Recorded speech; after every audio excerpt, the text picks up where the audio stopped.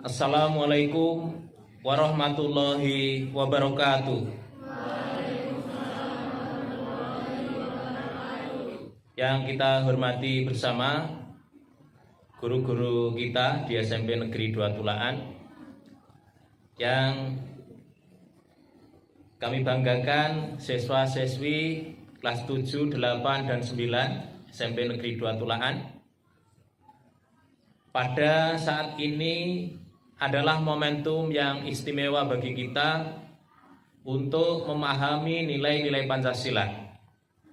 Untuk itu, acara apel pada saat ini merupakan rangkaian yang tidak terpisahkan dengan momentum upacara 1 Juni sebagai peringatan hari lahir Pancasila. Dan pada saat ini diapelkan kalian istirahat 2 kali di tempat. Barangkali ini istilah yang baru yang kalian tidak paham apa itu 2 kali istirahat di tempat itu. 2 kali istirahat di tempat itu duduk, ya. Kenapa saya suruh duduk? Karena bisa jadi saya menyampaikannya lama. Mungkin dia 2 jam. Nanti daripada tumbang satu persatu, konsentrasinya ke yang tumbang, mending kalaupun tumbang cuma ngeleyek di tempatnya saja. Ibu bapak guru serta anak-anakku semuanya yang saya banggakan, 78 tahun yang lalu, tepatnya pada tanggal 1 Juni tahun 1945, pada saat itu diumumkan redaksi Pancasila, yang tentunya itu diperoleh dari perumusan dengan melibatkan tokoh-tokoh penting. Nah, nanti untuk tahu detailnya silahkan mulai browsing setelah acara ini terkait dengan sejarah lahirnya Pancasila. Jadi Pancasila itu dirumuskan oleh tim 9, draftnya itu. Tim 9 itu mayoritas adalah tokoh-tokoh muslim. Tokoh artinya ulama. Kemudian dari redaksi yang dirumuskan itu setelah disempurnakan dengan pertimbangan yang matang, akhirnya jadilah Pancasila. Pancasila itu terdiri dari panca dan sila. Panca itu apa? 5. Sila itu apa? Asas atau dasar, ya. Jadi nanti yang selanjutnya Pancasila ini disebut 5 dasar. 5 dasar bernegara, 5 dasar warga negara Indonesia. Untuk itu pada kesempatan ini saya ingin menyampaikan perihal Pancasila ini. Mohon maaf kepada guru PKN maupun sejarah ketika apa yang saya sampaikan ini ada yang kurang tepat, ya mohon dimaklumi karena saya memang bukan basicnya itu. Tapi posisi saya memaksa saya harus menjelaskan terkait Pancasila itu untuk menjadi jiwa atau nilai-nilai kita khususnya di SMP Negeri 2 Tulaan ini. Untuk itu saya sesuaikan dengan kondisi keadaan kita di sekolah ini, pemahaman nilai-nilai Pancasila. Sila yang pertama adalah ketuhanan yang Maha Esa. Kalian sudah hafal, kita semua hafal. Tapi apa esensi dari ketuhanan yang Maha Esa itu? Nilai-nilai Pancasila itu dirumuskan bukan dalam rangka untuk mengadopsi atau mungkin dari berbagai referensi belahan dunia, bukan. Pancasila itu dilahirkan dari jati diri bangsa Indonesia, dari warga masyarakat Indonesia ini terkait dengan keyakinannya, itu akhirnya ditemukan intisarinya ya 5 sila itu. Lah pada sila yang pertama adalah ketuhanan yang Maha Esa. Artinya dari zaman dulu, ini para pendahulu dalam merebut kemerdekaan ini, itu meyakini sepenuhnya bahwa ada kekuatan besar di luar kekuatan manusia maupun alam ini, adalah kekuatan yang maha kuasa. Jadi ada keyakinan bahwa ada Tuhan. Nah, kalian itu merasakan nggak ada Tuhan itu? Kalau dulu orang-orang dulu itu memiliki keyakinan ada kekuatan di luar kekuatan dirinya, entah apapun bentuknya, yakin ada kekuatan, yakin ada yang melindungi, yakin ada yang mengatur. Maka ketuhanan yang Maha Esa itu hendaknya kita semua, generasi kapanpun di Indonesia ini, harus senantiasa memiliki keyakinan ada Tuhan. Kalau yakin ada Tuhan, maka dia yakin ada kekuatan di luar dirinya, yakin ada yang mengatur, yakin ada yang menentukan, yakin ada dosa, yakin ada pahala, itu melekat pada dirinya. Dan nenek moyang kita itu juga memiliki keyakinan itu. Entah apapun agamanya, entah apapun kepercayaannya, memiliki keyakinan itu. Maka karena memiliki keyakinan itu, dirinya terjaga, artinya menjaga diri. Ora sakarepe dhewe. Dia takut kalau sembrono di dalam perilakunya akan memperoleh adab. Itu punya keyakinan itu. Begitu juga kalau berbuat baik pasti ada balasan, punya keyakinan itu. Maka bagi kita generasi milenial keberapapun harus tertanam itu keyakinan bahwa Tuhan itu ada. Tuhan itu senantiasa mengawasi, senantiasa akan memberi balasan secara adil. Nah, wujud dari ketuhanan inilah yang kemudian mendasari sila-sila yang lainnya. Tanpa ada keyakinan terhadap Tuhan, maka semua yang akan dilakukan hanya apa? Hanya lamis, atau hanya untuk memperoleh sanjungan, pujian, pengakuan dari manusia. Tapi kalau yakin bahwa ini Allah yang akan memberi balasan atas semua yang dilakukan, maka dia dalam keadaan sendiri maupun di hadapan orang lain akan senantiasa berbuat yang sebaik-baiknya. Penting sekali sila pertama ini untuk kita pahami sebagai dasar semua aktivitas kita. Nah, kita sebagai orang Islam, semua muslim kan sini, gak ada yang non muslim ya, muslim semua ya. Makanya kalau bicara tentang ini ya, maka kalian juga harus memiliki keyakinan Allah itu ada, Allah itu mengawasi, Allah itu akan memberi balasan. Makanya dalam konteks ini sekali lagi kita itu senantiasa dinilai oleh Allah Subhanahu wa taala. Kalau dinilai, diawasi, dan Allah itu Maha Adil. Ya, kalau Maha Adil berarti kalau kita berbuat maksiat akan diberi balasan siksa, entah dunia atau akhirat. Kalau kita berbuat baik pasti akan memperoleh balasan baik. Itu yang melatar belakangi. Kalau kita yakin diawasi, maka kita senantiasa menjaga diri. Nah, itu yang kita menyadari apa tidak itu ya. Tidak ada orang yang mencuri selama hatinya beriman kepada Allah, yakin bahwa Allah itu ada, Allah itu mengawasi, Allah itu akan memberi balasan, maka dia tidak mungkin akan mencuri. Kalau orang itu mencuri berarti pada saat mencuri dia tidak beriman. Begitu juga orang yang curang. Tidak ada orang yang curang atau berani berbuat curang ketika yakin Allah itu ada dan mengawasi. Tapi kenapa ada orang yang curang? Berarti pada saat curang dia tidak beriman. Karena iman itu kan naik turun ya. Ketika tidak beriman maka dia berani bermaksiat. Kenapa orang itu bersemangat di dalam hal kebaikan atau ibadah? Karena dia yakin Allah itu ada dan menyaksikan. Begitulah rumusnya, rumus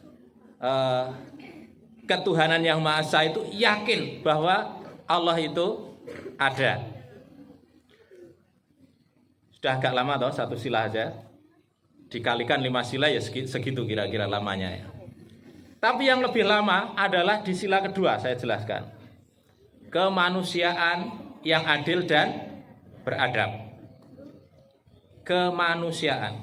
Jadi titik tekannya, kalau kita mengaku warga negara Indonesia maka harus berkemanusiaan yang adil dan beradab. Maksudnya apa? Memanusiakan diri dan memanusiakan manusia secara adil dan beradab. Gimana ini konteksnya? Kita harus menjaga nilai kemanusiaan kita, ya. Jadi kita harus menjadi manusia, tidak seperti binatang. Nah, kalau binatang itu apa? Binatang itu mung sak karepe dhewe. Tidak peduli dosa, ya. Tidak peduli apa, pokoknya enek kesempatan mangan, ora peduli kuwi nggone dhewe atau bukan. Pengen apa ya, dia tidak ada rasa malu dan lain sebagainya. Tapi kalau kita manusia maka harus memanusiakan diri kita secara beradab. Nah, secara beradab itu berarti di dalam melakukan apapun kita ora mung ngikuti nafsu ataupun selera, tapi harus mikir ini menjatuhkan derajatku atau akan menjaga derajatku sebagai manusia. Nah, ini yang perlu saya tekankan. Apalagi kalian di masa-masa pubertas macam ini, itu dorongan sebagaimana binatang itu tumbuh. Ya, sekali lagi ya, ini perlu saya tekankan. Usia-usia pubertas macam ini, nafsu-nafsu kebinatangan tumbuh. Maka kalau berdasarkan sila ini, sila kedua ini, kalian harus memanusiakan diri kamu sebagai ukuran manusia. Kalau ukuran manusia maka kamu harus mikir, kalau saya begini itu derajatku jatuh apa tidak. Orang mengikuti selera saja ya. Nanti ada sing rambutnya rodok kruwel-kruwel wis disenengi titut buri macam-macam itu ya. Kuwi berarti nafsu kebinatangannya yang dominan daripada nafsu manusianya. Ini memang rodok tak jelas nih ya. Ben cetro, karena kalau cuma simbol-simbol kadang tidak paham. Nah, kadang gerudak-geruduk gitu, laki-laki perempuan gerudak-geruduk, berarti podo karo pitik, podo karo itu ya, pas seneng ya digerudak-geruduki gitu. Kalian manusia, harga diri manusia kalian pelihara. Lek terjemahnya lebih banyak. Pokoknya semua bentuk kemaksiatan itu menjatuhkan harga diri manusia. Semua bentuk kemaksiatan menjatuhkan harga diri manusia. Maka tugas kamu adalah jangan hanya mengikuti nafsu, tapi mengendalikan diri agar diri kamu itu terhormat. Itu yang kaitannya dengan kemanusiaan yang beradab itu. Kemudian terhadap orang lain itu kalian juga harus memanusiakan. Kalau kamu melakukan seperti itu, seandainya jatuh kepada dirimu perlakuan itu menyebabkan kamu tidak suka, maka ya jangan berbuat seperti itu. Dan ini menjadi persoalan di semua satuan pendidikan secara nasional. Ini ditekankan, kita tidak boleh melakukan hal-hal yang menyebabkan orang lain itu tidak suka atau tidak senang.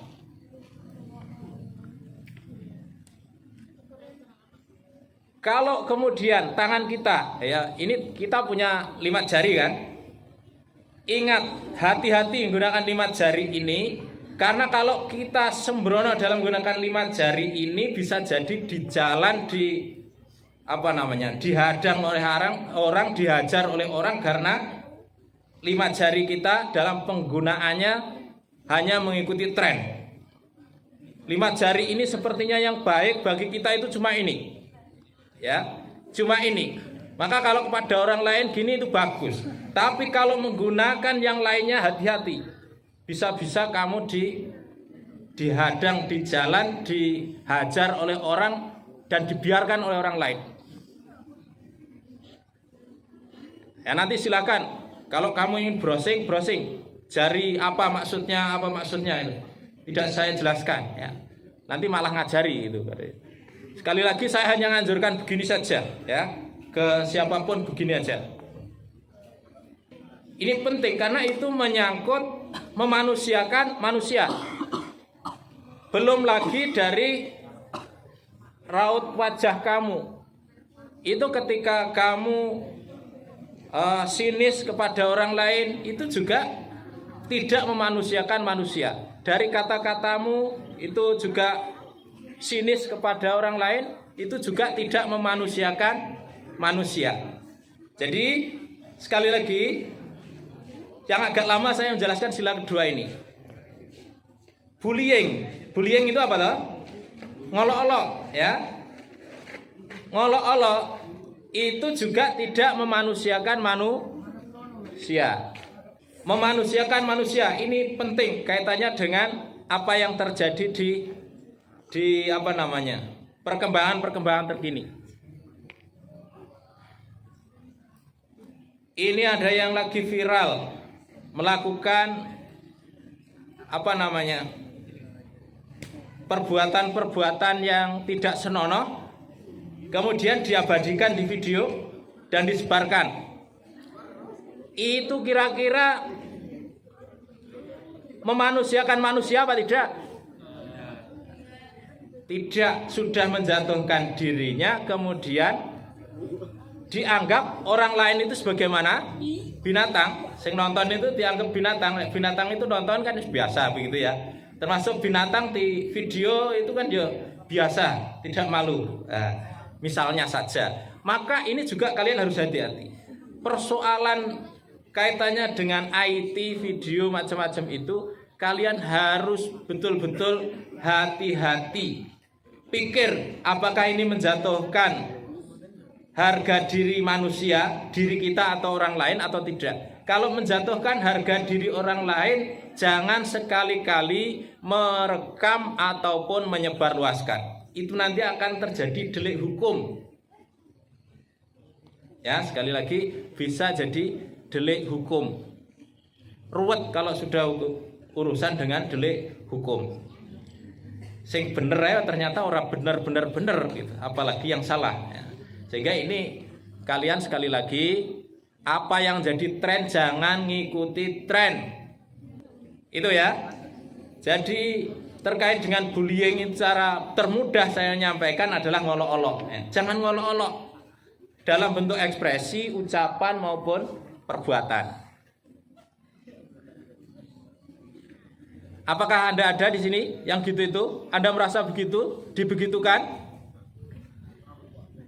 Kalau Anda merasa begitu atau dibegitukan, maka semuanya saya minta disadari bahwa ini adalah persoalan besar yang Anda harus tobat, ulangi. Kalau Anda melakukan itu berarti sama sekali tidak paham terhadap nilai kemanusiaan. Oke, begitu? Paham? Kuwi lek dijlentrehne akeh maceme. Pelecehan itu juga merendahkan harga diri orang lain. Ya. Kemudian apalagi? Bullying, macam-macam bentuknya. Ya. Itu ada apa tidak? semoga tidak ada. Kalau ada, segera tobat. Begitu.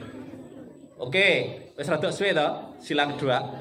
Sekarang sila ketiga. Ini juga sangat penting untuk saya sampaikan. Persatuan Indonesia. Anda lihat dari 5 sila itu, redaksi yang paling aneh adalah di sila ketiga. Yang lainnya ke. Nah, itu per sendiri. Iya ora, buat cermati apa enggak itu redaksinya. Yang lainnya ke an, tapi yang sila ketiga per an. Nah, itu direnungkan ya. Kira-kira pendahulu itu dalam merumuskan itu mengapa ini kok pakai istilah yang berbeda? Kalau kesatuan itu memang sudah berawal dari keadaan yang homogen, keadaan yang satu. Wilayahnya mungkin ya sudah ditakdirkan wilayahnya satu kawasan. Pulaunya mungkin pulau yang sama. Jadi secara kodrat memang satu. Tapi kalau persatuan itu adalah usaha. Tidak peduli dari mana latar belakangnya, tidak peduli dari mana teritorinya, tapi jiwanya satu. Makanya itu persatuan. Dan persatuan itu menyangkut orang. Orang yang pokok, yang jadi subjek. Dan kalau kita lihat persatuan itu berada di tengah-tengah dari Pancasila. Ini memang luar biasa. Kalau yang pertama tadi mungkin itu menyangkut mengatur individu-individunya, percaya yang Gusti Allah ya.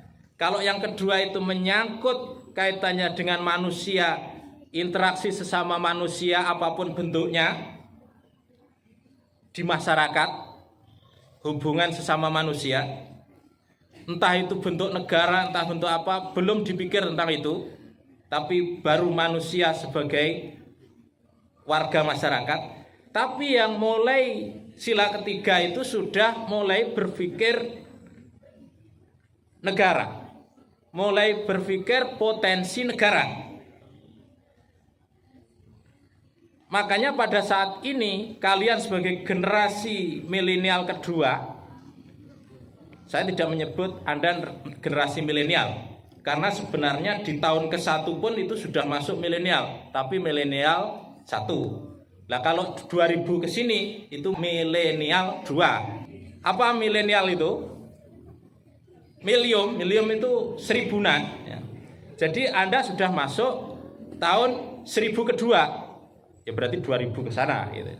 Anda di milenial kedua itu jangan kembali ke masa bahula, masa kuno. Kuno itu apa? Biasanya jegek-jegekan antar suku. Itu pada saat dulu sebelum merdeka, itu keadaannya begitu. Gontok-gontokan antar kerajaan, juga jegek-jegekan antar suku. Atau kalau ke bahula lagi mungkin hidup yang nomaden itu ya ngegol-golkan keluarganya itu. Kemudian bermusuhan dengan yang lainnya dulu itu. Tapi keadaan itu disadari oleh pendiri bangsa ini bahwa kalau caranya begitu kita tidak akan kuat. Akhirnya kalau kalian lihat sejarah tahun 1928 Sumpah Pemuda itu menyadari bahwa kekuatan itu sesungguhnya ketika ada persatuan. Maka di dalam rumusan Pancasila di sila ketiga ini persatuan Indonesia. Ini yang harus kita jadikan spirit juga, berarti kita sebagai warga Indonesia, sebagai orang atau siswa di SMP Negeri 2 Tulaan, hendaknya juga jiwanya jiwa persatuan. Jangan kembali zaman bahula sing senengane gawe geng-gengan. Sing istilah sekarang adalah circle-circlean itu. Ya enggak? Ingat kalau ini kami populerkan, circle-circlean ini, nanti di-circle oleh siapa gitu ya. Kuno itu, geng-gengan itu sudah kuno, tidak relevan dengan kebutuhan saat ini. Kebutuhan saat ini itu kolaborasi, siap berkolaborasi, siap bekerja sama dengan siapapun, dengan kondisi apapun, dengan potensi yang beragam. Kalau kalian sampai ada geng-gengan begitu, ini sudah tidak sejalan dengan tujuan pendidikan. Gampangan yang orang berhasil dididik, wes salah arah. Nanti kalau saya mendengar ada geng-gengan, setelah ini masih ada geng-gengan atau dengan kata circle-circlean itu, mungkin selayak tidak dinaikkan karena pendidikannya tidak berhasil atau tidak diluluskan. Itu sudah baratin didik sudah gagal itu. Ya, sekali lagi, ini perlu saya camkan ke kalian, jangan menganggap jegek ketika bisa membentuk geng, karena itu sudah kuno. Sekarang geng tidak ada gunanya. Enak emang bonyok gitu ya. Ini yang perlu saya sampaikan. Makanya di sila kedua saya minta waktu agak lama.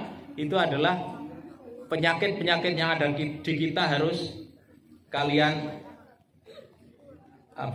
sembuhkan sendiri.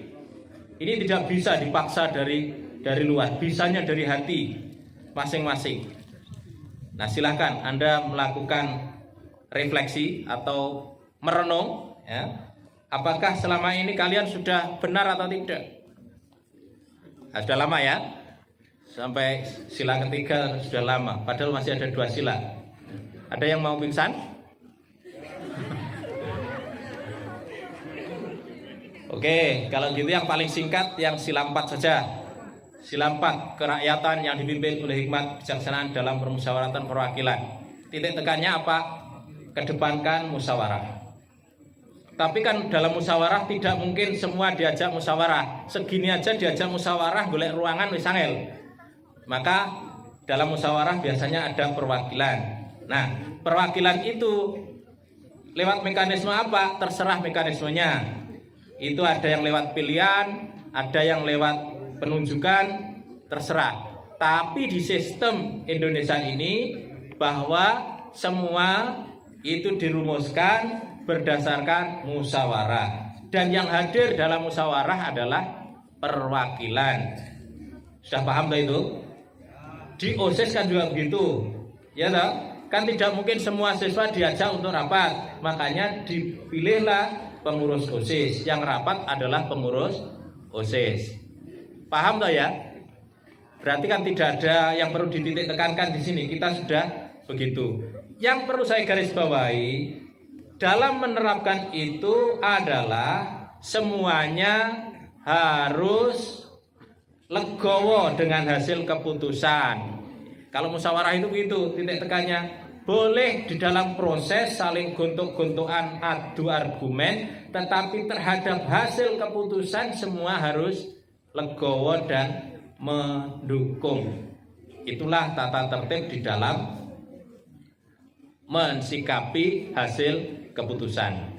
Begitu ya.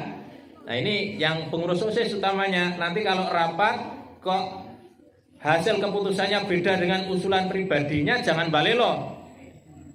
Harus mengikuti hasil keputusan meskipun hatinya tadi tidak sependapat.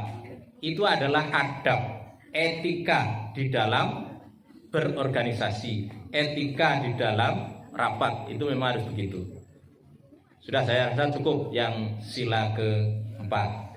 Sila terakhir, keadilan sosial bagi seluruh rakyat Indonesia. Kalau ini adalah menyangkut tujuan negara. Negara ini dibentuk untuk keadilan sosial, untuk adil. Nah, nanti kalau kamu jadi pemimpin, orientasimu satu itu, yaitu memberi keadilan sosial bagi seluruh rakyat Indonesia. Harus adil, baik dalam hal kesejahteraan.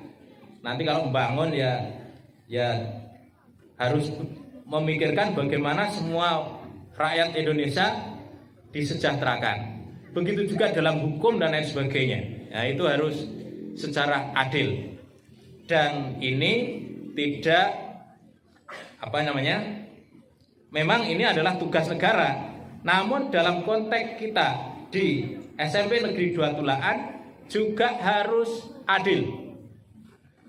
Harus adil. Guru-guru insya Allah adil ya.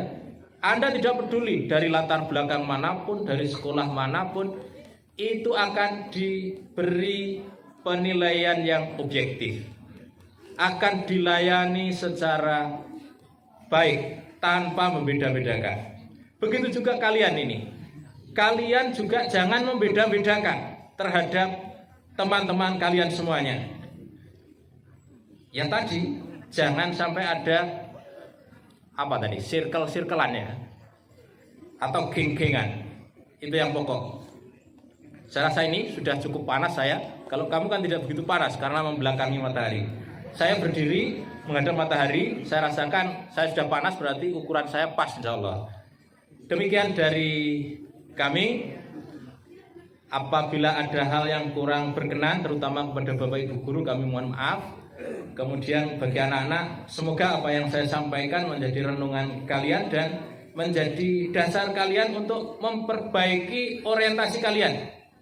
Karena kalau dididik tidak punya orientasi benar salah, tidak paham, itu gladrah itu.